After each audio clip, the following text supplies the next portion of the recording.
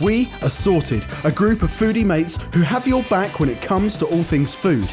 This is Mike, a keen foodie who loves to cook, eat and have a laugh with his mates, often at his own expense. Sometimes his cooking doesn't quite go to plan, so during this strange time of self-isolation, Mike has roped in his trusty chefs, Ben and James, to better his skills in the kitchen. But is Mike up to the job? Let's find out.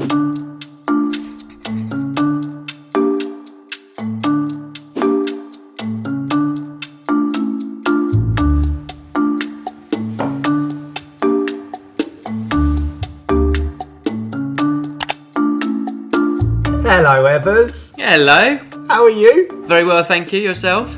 Yeah, it's very weird all of this, isn't it? It is, and yet you look like you're already ready. I've got an apron and you've made me weigh out a whole load of stuff. What are you going to make me do? So you did so well last time that this time we're going to mix it up and we're going to go baking.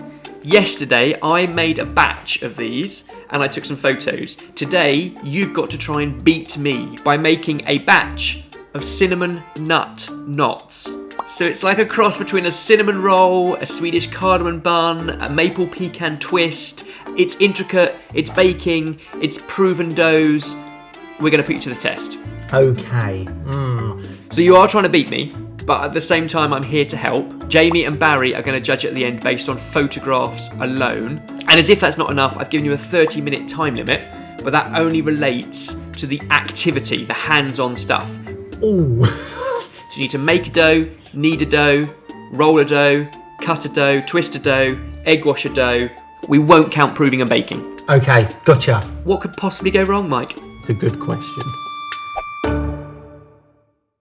Okay, Mike, your 30 minutes start now. The first thing you want to do is get your milk, so it shouldn't be fridge cold. You might even want to give it 5 seconds in the microwave if you can, and then add your yeast into it. Okay, that's warmish. Oh, no, it's not warm enough. This is plastic. It can't go in the microwave. Hang on. Yeah, it can. Can it? Yeah. Literally just 10 seconds or so, and then add your yeast into it. The whole lot? Whole lot goes in, and you're just going to start to rehydrate it, and it's going to start coming to life. You could put a pinch of sugar in there as well. Because yeast eats sugar. Great, put that to one side with the sugar in it, and just leave it. Now, big mixing bowl. Don't have one. How about a casserole pot? I mean, that's a vessel that we'll work with. Put the flour in, all the other dry ingredients, so salt, the sugar, lemon zest, and then crack in an egg. How am I doing on time? You've already used 3 minutes. How have I done that? You need to really have this made and kneaded in about 12. Okay. Is your butter nice and soft? No, it's going to have to go in here. Traditionally, you would add in the milk now and start to knead it, and then once you've been kneading it for a while, you'd add in the butter. But this is an easy all-in-one method, so it can all go in. It has got some bubbles on it. Excellent. Butter in, and give it a mix up with just like a table knife or something. When I did this, it was really sticky to start off with, so a table knife is good because it saves it getting stuck between too many of your fingers. Then you can go in with all the milk and the yeast, and you've got about a few minutes now to try and bring this together into a dough. It's going to be sticky. At some point, I'm just going to have to get my hands in, aren't I? So you can do this in a mixer, but I haven't got one at home. You haven't got one at home, so it's absolutely plausible to do it by hand. Right, I'm in. So what we want to do here is create lots and lots of elasticity from the gluten. It's actually all right. It is sticky, but it's okay. That looks very good. Mine was a lot wetter than that. Timing wise, you've got 23 minutes remaining. How long am I doing this for? So you want to be doing that for a few minutes. But what you should be looking for is something that's really elastic. So as soon as you're happy, tuck it up into a tight ball. Tucking it under, because you want a tight surface. What's going to happen inside of there is the yeast is going to do all of its activity. It's going to give off the carbon dioxide, but a tight skin on the outside is going to stop it breaking free. Whack it in a bowl, cover it and leave it. Stop the clock. That is proving. That needs to prove for a good couple of hours. So put it in a warm place, make yourself a coffee, and we can always come back and make the filling just before it's ready. Do you want to see a geeky representation of yeast in real life? Yeah, go on then.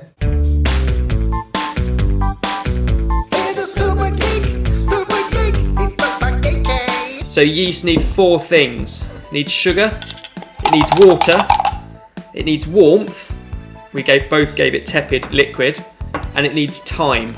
And then something should happen. And by the time this is super frothing, your bread should be about ready. Great.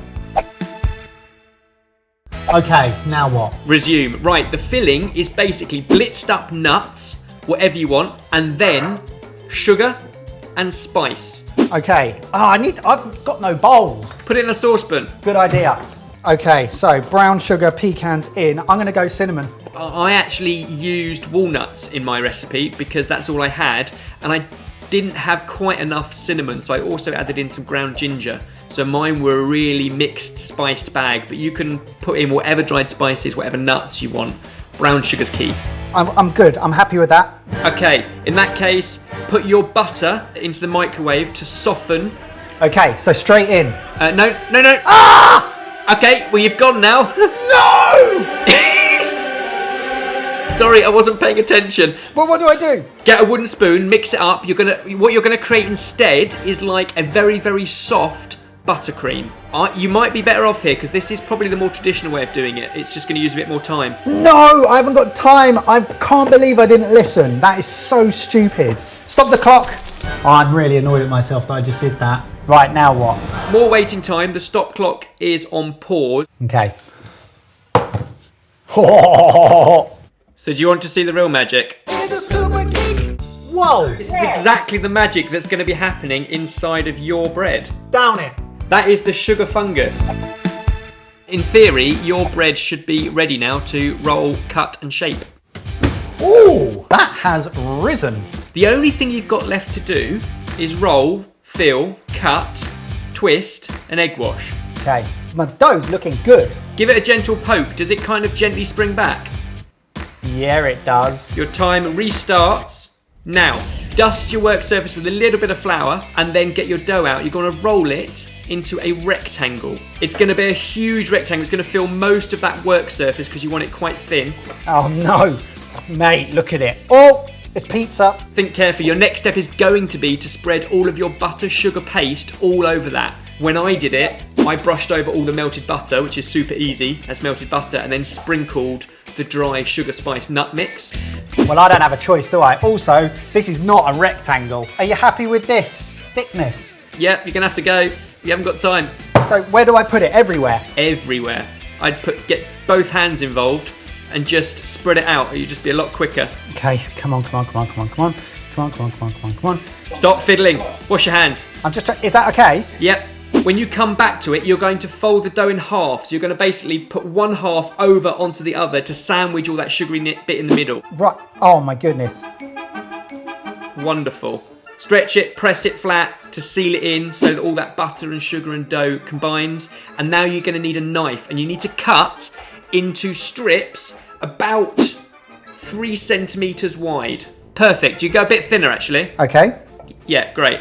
So take one of those strips out and squish it flat. And now you're going to cut it in half again, lengthwise, but not all the way through. So you're going to leave it sealed at the top. Ah, right. So leave a gap here. Yeah.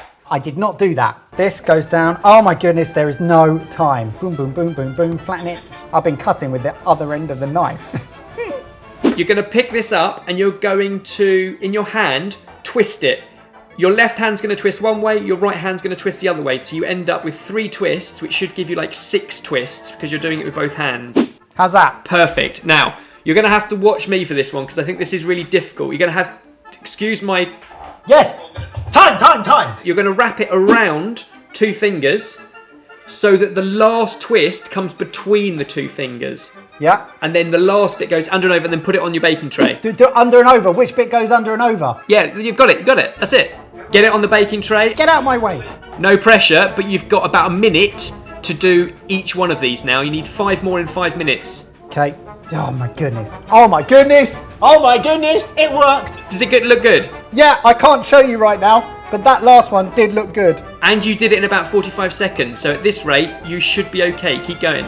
Now the key to these is if you've got a regular bloomer loaf, there's plenty of space for it to prove. And then when you put it into a loaf tin, it proves again. Because you're kind of tying this up on itself and it's relatively tight and it's got all the extra weight of the butter and the sugar, this next prove is also quite slow. So they don't puff up a huge amount, but they should do slightly because that yeast is still active. Oh, that one's rubbish. You idiot, Mike. If you end up with any you're not happy with and you end up with scraps, just put them to one side, because what I did yesterday was all my scraps and all my offcuts, I just jumbled together into a really loose ball and baked as one loaf. But nothing goes to waste, even those bits that you're not happy with. Oh man, I'm going to try and get one more done. Once you're happy, cover it with a tea towel or something and put it back into a warm place for an hour. I'm going to make the rest of these, but I only have one tray, so I can't cheat. And wipe down, and I'll see you in half an hour. Yep, see you in a bit. Okay. So they've had another prove. Do you want to see these? They puffed up a little bit. Looking good. Your time starts now. So typically a pastry brush would be perfect, but if, like me, you haven't got one, I just use 2 fingers just to dab around the bits that are showing, and it will give it a nice golden colour. I preheated the oven, 180 I'm assuming. Please say yes, please say yes. Good enough. What do you mean good enough? What's the right one? Well, for our cinnamon roll recipe, we go 190 because we want them to crisp up, but I think for these knots, 180 is good. Okay, how long have I got? 47 seconds remaining. Ah, come on. Okay, they're going in. Okay, stop the clock. I'm not going to lie, mate. I kind of made the number 30 minutes up. Now's not the time to tell me that. You never ever fly by the seat of your pants, and you choose now as that time. I timed myself yesterday and it was roughly 30 minutes of activity. Oh my goodness. So I thought, well, this will be fun. Well, good job that this has worked then, hasn't it? I've got 17 seconds to get it out and just dust them with icing sugar. Yep, they'll need about 15 minutes in the oven, but basically you're looking for something that's golden brown, so you want the inside to be fluffy and not dried out. Okay. I mean, small violin moment, but I live on my own, so an entire batch of cinnamon nut knots is quite a lot for me to get through. But they also freeze really well. As soon as they've cooled, I just laid them in a big sandwich bag, 1 layer, and now for the next couple of weekends, I've got brunch ready to go. That's a great tip. Embers! Is that it? Right, I'm going to start the clock. Ready? You have 17 seconds remaining, starting now. Oh, that's hot. Oh, they're looking okay. You've got 7 seconds to dust them with icing sugar if you want. 5, 4, 3, 2, 1. Step away from your knots. I'll chisel these off the tray and then take some photos. May the best man wins. Here they are. How's it going? It's going good. How are you? I'm sweaty. Excellent. That's how I like you best. Well, you've got me. Okay, judges, I've made a batch of cinnamon and pecan knots. You've got the photos. Now, one of us baked option 1, the other option 2. We'd like you to judge and pick a winner. First off, I think we need to say they both look like incredible sets of knots. Like, I'm very impressed. It's not often that we get to a final of a Beat the Chef and can't instantly go, that's the chef's one. I think we have to look at the overall finish of the dish, how well browned the whole thing is. Option 1, it's hard to tell because it's been covered up in a load of icing sugar. And they both look great, like off the bat, but option 1, I'm struggling to kind of see like how well browned they are throughout. Do you know what I mean? Mm-hmm. Yeah, I know. When you look at the 2 cross sections, option 1 looks a little bit more inviting. It looks juicier. And then we go up to option number 2. They look very perfect from the outside. But then I look on the inside, they do look lovely and fluffy. So yeah, I think this is a tough one. Pros and cons of each.